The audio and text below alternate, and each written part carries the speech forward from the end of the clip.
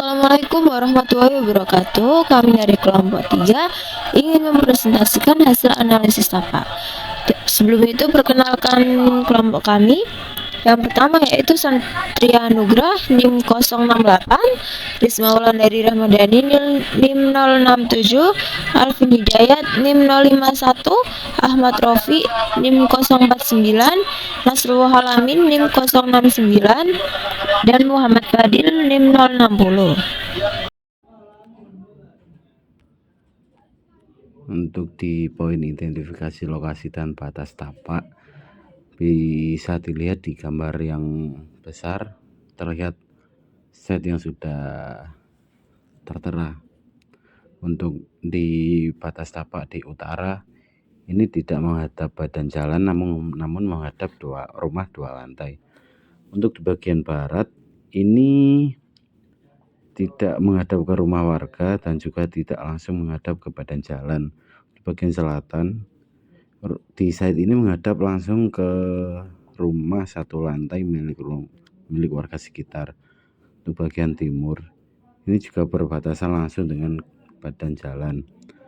Untuk identifikasi lokasi dan batas tapak, luas side ini 13 kali 16 meter dan dengan sudut belokan 8 meter. Seperti sudah tertera di sketsanya. Selanjutnya ada identifikasi lokasi dan tetap diidentifikasi lokasi dan batas tapak.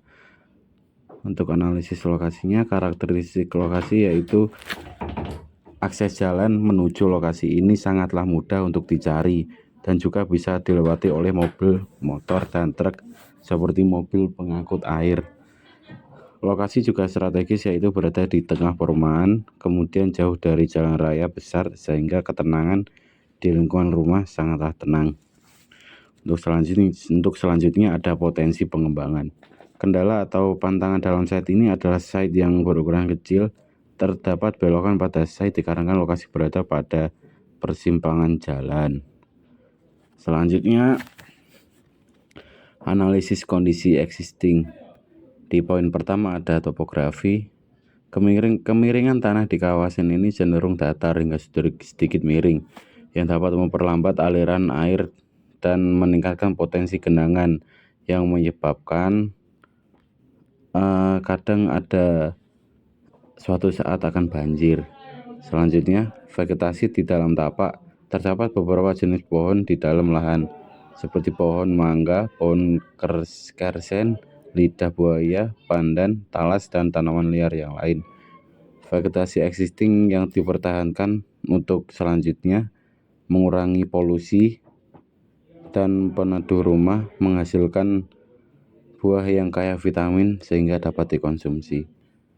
Selanjutnya ada poin bangunan existing. Di dalam site ini terdapat beberapa bahan bangunan seperti batu kumbung, batu bata, serta beberapa bahan material lainnya yang harus disingkirkan untuk membangun rumah yang akan kita buat. Untuk selanjutnya adalah identifikasi potensi dan kendala tapak. Potensi untuk fitur yang bisa dimanfaatkan adalah vegetasi, yaitu pohon mangga. Keunikan topografinya adalah lahan yang terletak di sebelah pertigaan. Untuk potensi selanjutnya bisa digunakan untuk investasi properti. Kenaikan harga properti di kawasan ini terbilang cukup tinggi, menjadikannya lokasi strategis untuk investasi jangka panjang. Hal ini didukung oleh kemerataan fasilitas umum dan sosial yang lengkap di sekitarnya. Yang kedua adalah peluang pengembangan. Untuk evaluasi, yaitu mempertahankan existing vegetasi yang berupa pohon mangga sebagai penambah tanaman di RTH, dan karena lahan terletak di sebelah pertigaan, maka desain fasad lebih unik dan beragam. Untuk kendala, yaitu tantangannya ialah lahan yang kecil, lalu tempat irigasi yang perlu diperbaiki lagi. Untuk aksesibilitas dikatakan cukup mudah, tetapi untuk jalan awal menuju set memang agak kecil. Kondisi tanah juga terbilang cukup baik, hanya perlu untuk dikelola lagi. Tidak ada kebisingan lingkungan yang sangat mengganggu, jadi bisa terbilang cukup tenang. Untuk resiko dan mitigasinya, yaitu resiko kenaikan harga tanah yang signifikan dapat membuat perumahan menjadi tidak terjangkau bagi masyarakat.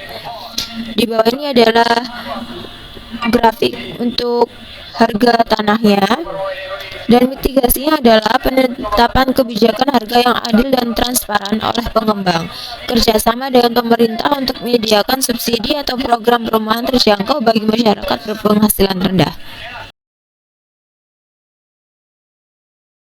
Setelah itu, analisis aksesibilitas dan sirkulasi. Untuk akses masuk, site berada di tengah perumahan yang padat pada masing-masing sisi samping rumah, sehingga akses masuk ke arah site ditentukan oleh satu pintu jalur masuk ke area perumahan. Pada gerbang masuk, terdapat satu jalur untuk 2 kendaraan yang berukuran 7 meter. Akses untuk mobil dan sepeda dijadikan satu. Terdapat gorong-gorong di kanan dan di kiri jalan. Yang kedua, sirkulasi internal. Sirkulasi dapat mempengaruhi kenyamanan manusia dalam beraktivitas, baik secara fisik maupun psikologis. Orientasi sirkulasi yang jelas dapat menghemat waktu pengguna jalan dalam aktivitasnya untuk bergerak. Oleh karenanya, penting untuk dibangun pembagian akses pejalan kaki dan kendaraan untuk alur sirkulasi yang baik. Tetapi pada saat ini tidak dilengkapi hal tersebut, maka dari itu perlunya perkembangan pada desain selanjutnya. Yang ketiga yaitu konektivitas. Karena rumah tapak dibangun di atas tanah dengan batas yang jelas, akses ke rumah lebih mudah dibandingkan dengan jenis rumah lainnya, seperti rumah susun atau rumah bertingkat. Jaringan jalan yang tersambung dengan baik memungkinkan akses yang lebih lancar antara rumah satu dengan yang lain. Selanjutnya, analisis topografi dan kondisi tanah. Untuk topografinya yaitu seperti dikatakan sebelumnya, topografi pada daerah ini cenderung datar sehingga sedikit miring. Penelitian sebelumnya menunjukkan bahwa perubahan tata guna lahan seperti konversi dari tambak ke permukaan telah mengurangi kemampuan resapan tanah sehingga meningkatkan resiko banjir. Selain itu juga tempat ini tidak jauh dari laut sehingga ada kemungkinan untuk resiko banjir. Untuk jenis tanah yaitu tanah aluvial. Umumnya daerah ini mempunyai tanah aluvial dikarenakan daerah yang dekat dengan sungai atau aliran air. Tanah ini subur dan cocok untuk pertanian. Meskipun Mulyasari lebih dikenal sebagai area permukiman dan komersial. Juga tanah pasir. Selain tanah aluvial, daerah ini juga banyak akan tanah pasir dikarenakan dekat dengan pantai. Analisis topografi dan kondisi tanah berdasarkan potensi resiko. Yang pertama yaitu banjir. Perubahan iklim menyebabkan cuaca ekstrim dengan curah hujan yang meningkat, berkontribusi pada frekuensi dan intensitas banjir di daerah tersebut. Sebagai contoh, pada tahun 2024, Surabaya mengalami banyak kejadian banjir akibat hujan deras yang berkepanjangan.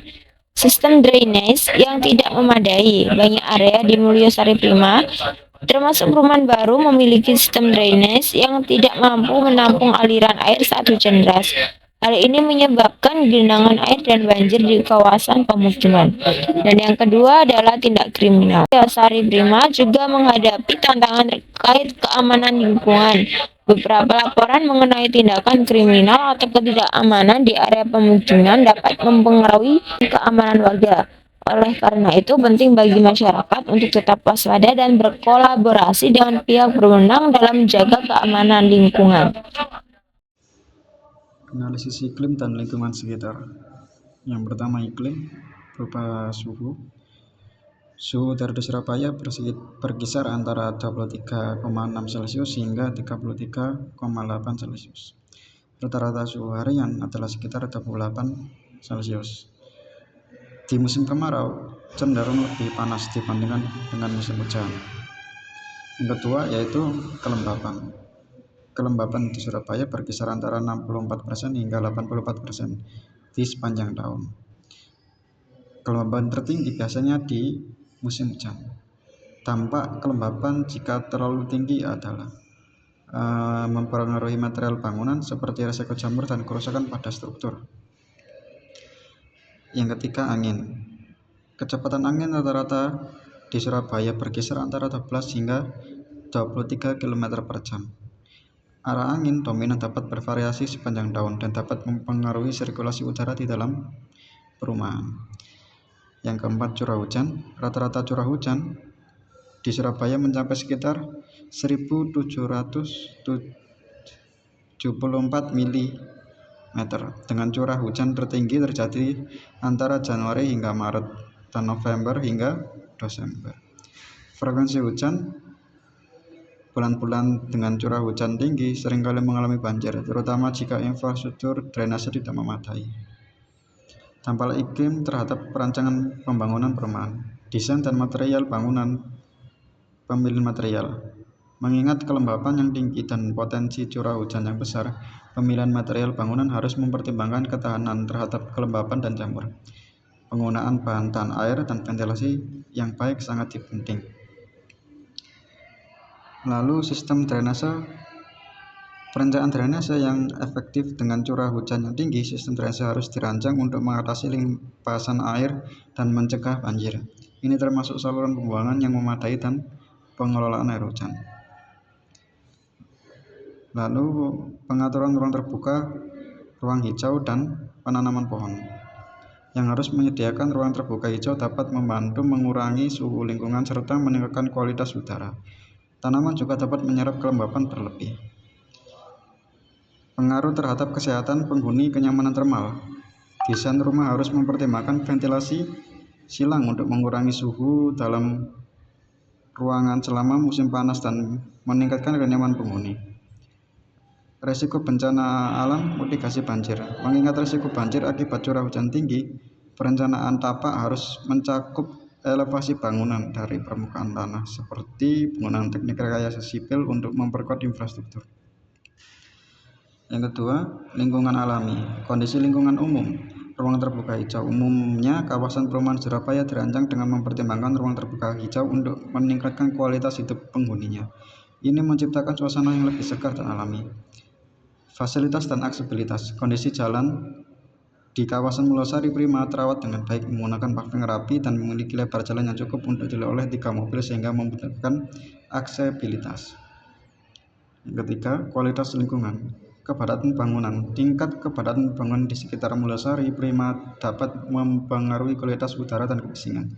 Bangunan yang terlalu padat dapat menyebabkan peningkatan emisi polutan dari kendaraan dan aktivitas industri di sekitarnya.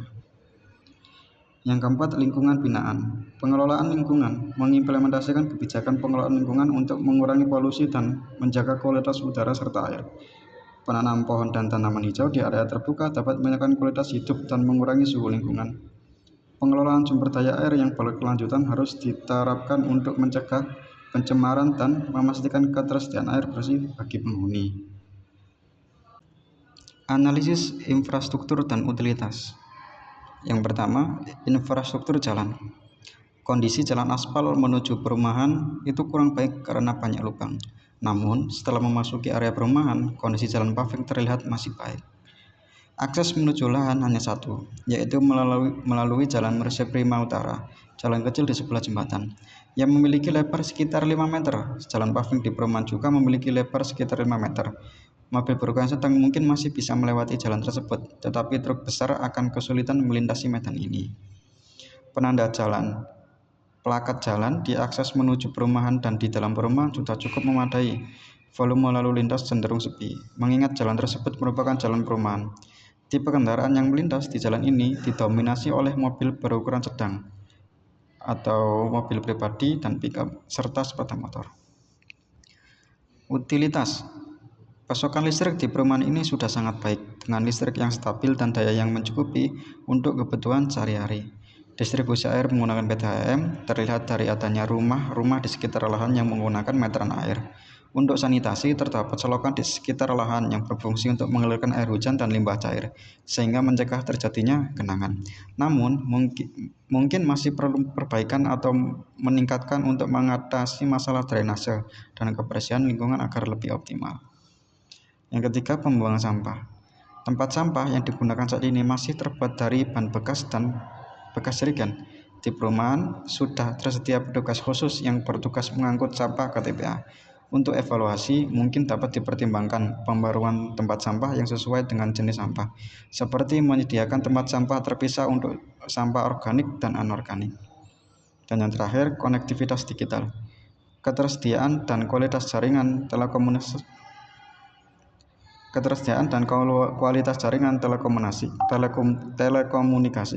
serta internet di area ini cukup baik. Sinyal telekomunikasi dari berbagai operator umumnya stabil, dan layanan internet dapat diakses dengan kecepatan yang memadai. Namun, peningkatan infrastruktur jaringan mungkin masih diperlukan di beberapa titik untuk memastikan cakupan yang lebih merata dan koneksi yang lebih cepat. Analisis peraturan dan regulasi terkait. Yang pertama, rencana tata ruang. Peraturan Daerah Nomor 12 Tahun 2012 tentang RT/RW Surabaya. Untuk peruntukan lahan, peraturan ini menetapkan peruntukan spesifik untuk setiap lahan. Seperti lahan perumahan tidak bisa dialihfungsikan tanpa izin khusus. Jika ingin mengalihkan fungsi lahan, maka menentukan izin khusus dari pemerintahan dan harus melalui kajian yang ketat. Jika dilihat dari wilayah zonasi, di daerah Mulyosair Prima Utama adalah perumahan, maka peruntukan lahan untuk membangun rumah tinggal sudah tepat. Izin pembangunan. Yang pertama ialah izin prinsip tata ruang. Izin ini adalah langkah awal untuk memastikan rencana pembangunan sesuai dengan tata ruang yang ditetapkan pemerintahan, diverifikasi oleh Dinas Cipta Karya dan Tata Ruang. Lalu izin mendirikan bangunan, yaitu IMB. Setelah mendapatkan izin prinsip tata ruang, pengembang harus mengurus IMB untuk mengevaluasi desain dan dampak lingkungan, memastikan bangunan memenuhi standar keselamatan. Lalu kajian lingkungan AMDAL atau UKL atau IPL. Proyek besar wajib melakukan kajian dampak lingkungan, yaitu AMDAL. Dan UKL-UPL dalam tanda kurung upaya pengelolaan lingkungan dan upaya pemantauan lingkungan untuk proyek kecil, memastikan lingkungan tidak terganggu. Langkah terakhir yaitu sertifikat layak fungsi. Setelah pembangunan selesai, pengembang harus mengajukan SLF untuk memastikan bahwa bangunan memenuhi standar teknis dan aman digunakan. SLF diberikan setelah verifikasi fisik oleh pihak berwenang untuk memastikan bangunan layak huni. Pembatasan penggunaan. Perda Kota Surabaya Nomor 7 Tahun 2016. Peraturan ini mengatur standar desain bangunan mulai dari tinggi bangunan, jarak antar bangunan, penggunaan material, hingga ketahanan bangunan terhadap gempa. Perda ini juga mengatur bahwa setiap pembangunan harus memperhatikan aspek lingkungan, seperti pengelolaan limbah dan penggunaan air. Umumnya, untuk kawasan perumahan, tinggi maksimum bangunan biasanya dibatasi antara 2 hingga 3 lantai, tetapi dapat bervariasi tergantung pada lokasi spesifik dan ketentuan zonasi yang berlaku. Untuk bangunan rendah, 1-2 lantai seperti di perumahan, jarak antar bangunan biasanya sekitar 3 meter tergantung pada desain dan tata letak kawasan. Peraturan bangunan. KTP maksimum yang diizinkan. Untuk lebar jalan besar 6 meter, bangunan maksimal 2 lantai, luas lahan kurang dari 200 meter berupa 80%. Luas lahan lebih besar dari 200 meter, 70%. Bangunan 3 lantai, 60%. Untuk lebar jalan besar 3 sampai dengan 6 meter, yaitu bangunan maksimal 2 lantai, luas lahan kurang dari 200 meter, yaitu 90%, luas lahan lebih dari 200 meter, 80%, bangunan 3 lantai, 60%. Untuk lebar jalan yang kurang dari 3 meter, yaitu bangunan maksimal 2 lantai, 100%, bangunan 3 lantai, 60%. KLP maksimum yang diizinkan. KDP 60% berjumlah 1,8 poin, KTP 70% berjumlah 1,4 poin, KTP 80% berjumlah 1,6 poin, KDP 90% berjumlah 1,8 poin, KDP 100% berjumlah 2 poin. Cara menghitung KLP. Yang pertama, 1000 meter kali 50% sama dengan 500 meter. Lalu 4 kali 1000 per meter sama dengan 4000 meter. Dalam tanda kurung, total luas lantai yang boleh didirikan. Langkah ketiga, 4000 meter dibagi 500 meter, berarti 8 lantai. Dalam tanda kurung, jumlah lantai yang boleh dibangun. Contoh lahan seluas 100 meter persegi dengan penggunaan KTP 60% dan KLP 1,8 poin. Maka luas lahan yang dapat dibangun adalah 720 meter persegi dan tinggi lantai yang boleh dibangun adalah 2 lantai. RTH Ruang Terbuka Hijau, Peraturan Daerah Perda Nomor 12 Tahun 2014 tentang Rencana Tata Ruang Wilayah RT/RW Kota Surabaya 2014 sampai 2034. Di dalam perda ini terdapat ketentuan mengenai RTH dan presentasi lahan yang harus disediakan untuk RTH oleh pengembang dan pemilik rumah tinggal. RTH harus ada minimal 30% dari luas lahan bangunan tersebut. RTH berfungsi sebagai penyerap air hujan, penyedia habitat satwa, penyerap polutan, media udara, air dan tanah, serta penahan angin. GSB garis sempatan bangunan. Garis sempatan bangunan di Surabaya untuk perumahan umumnya adalah GSB depan sekitar 3 hingga 5 meter dari garis jalan untuk ruang trotoar dan estetika. GSB samping sekitar 1, hingga 3 meter untuk sirkulasi udara dan privasi. GSB belakang sekitar 3 meter untuk ruang terbuka dan taman belakang. Kesimpulan dan rekomendasi. Yang pertama, rekomendasi desain.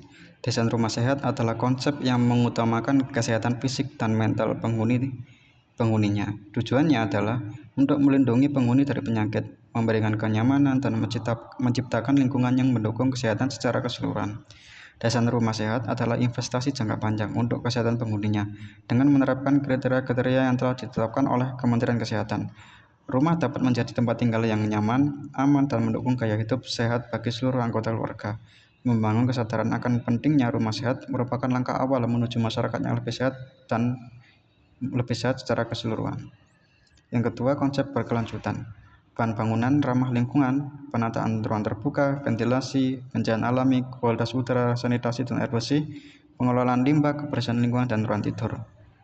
Yang ketiga, strategi pengembangan. Gunakan material yang tidak mengandung zat berbahaya seperti formaldehid, timbal, dan asbes. Pilih bahan yang memiliki sertifikasi ramah lingkungan dan tidak melepaskan polutan ke udara. Desain rumah dengan ruang terbuka hijau seperti taman atau balkon untuk meningkatkan kualitas udara dan memberikan ruang bagi aktivitas luar ruangan. Rancang jendela besar untuk memaksimalkan pencahayaan alami, mengurangi kebutuhan akan pencahayaan buatan selama siang hari. Tanam tanaman hias dalam rumah untuk meningkatkan kualitas udara dan memberikan suasana alami.